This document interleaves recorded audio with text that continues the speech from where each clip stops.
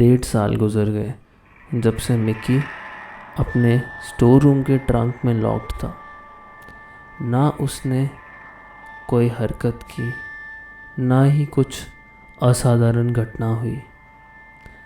गर्मियों की छुट्टियां आ चुकी थी और घर की रेनोवेशन लगभग पूरी हो चुकी थी। ये शाम थी 21 जून 2011 की। रिब्बव आदित्य का एक दोस्त था और उनका पड़ोसी भी।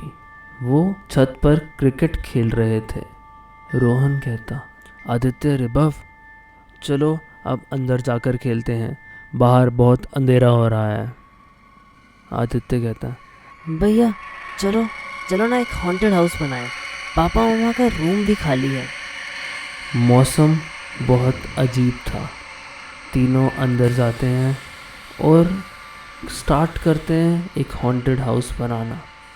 उनके पेरेंट्स का रूम एक बहुत ही बड़ा रूम था और उसमें चल रही रेनोवेशन की वजह से वो रूम काफ़ी विचित्र दिख रहा था। उन तीनों के हाथ जो भी लगा, उन्होंने अपनी तरफ से सबसे डरावना हॉरर हाउस बनाया। अचानक आदित्य के दिमाग में एक सोच आई।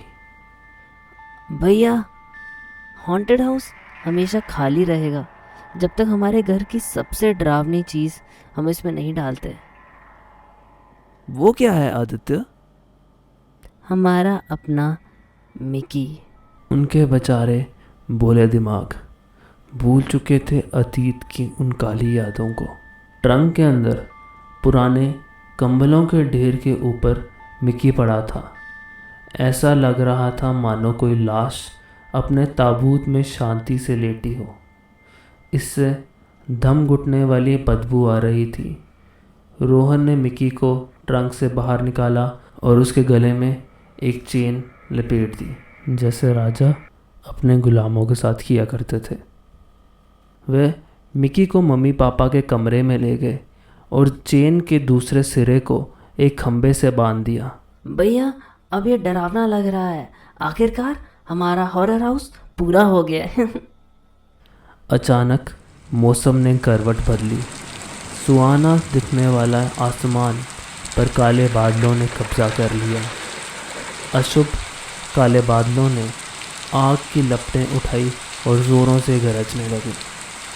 एक तेज़ हवा ने कमरे की एक खिड़की को उसके फ्रेम से उड़ा दिया और उसका शीशा चकनाचूर हो गया और उनका दिल डूब गया। अचानक अतीत की धुंधली यादें रंगने लगी और आदित्य रोने लगा। रिब्बव चिल्ला रहा था और रोहन खाली था। रोहन कमरे में मिकी की ओर दौड़ा। उसकी आंखें गुस्से और आतंक से भर गई। मिकी की उसने चेन खोली और मिकी को कमरे से बाहर निकाल दिया। अचानक सन्नाटा छा गया और तूफान थम गया। रिब्बव रोने लगा और बोला, मैं घर जाना चाहता हूँ, प्लीज़। उन सब में रोहन बड़ा था और बड़ा होने के कारण उसने रिब्बव को दिलासा दी और उसको उसके घर तक छोड़ कर आया। घर पहुँचते ही आदित्य रोहन से पूछता है, भैया, क्या मिकी हम सबको मार डालेगा? रोहन, नहीं, ऐसा नहीं हो सकता। मैं ऐसा नहीं होने दूंगा। रात में जब उनके माता पिता पहुंचे तो आदित्य ने उन्हें पूरी घटना सुनाई, लेकिन हमेशा की तरह उन्होंने मिकी के भूत होने के अस्तित्व पर विश्वास करने से इनकार कर दिया। जिस पर रोहन ने जवाब दिया, मैं अब बच्चा नहीं हूँ। मैं चीज़ों को देखता हूँ और उन्हें समझता हूँ। हम कोई कहानी नहीं बता रहे हैं। अगर आप नहीं तो मैं मिकी का ख्याल रखूँगा। आदित्य, मेरे साथ आओ। रोहन ने दरवाज़ा बंद किया और सीधा अपने कमरे की ओर चला गया। आदित्य भी उसके पीछे पीछे गया। रोहन उस रात सो नहीं सका। जब भी वो अपनी आंखें बंद करता तो उसको मिकी का डरावना चेहरा नज़र आता था। वह एक लंबी रात थी, लेकिन रोहन अब इस मामले को समाप्त करना चाहता था और वह ये दृढ़ संकल्प ले चुका था कि अब मिकी का खात्मा वो खुद करेगा।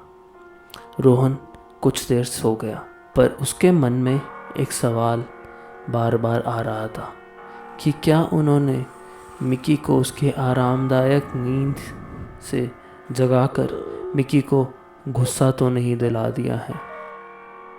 It's there. You can't see. Just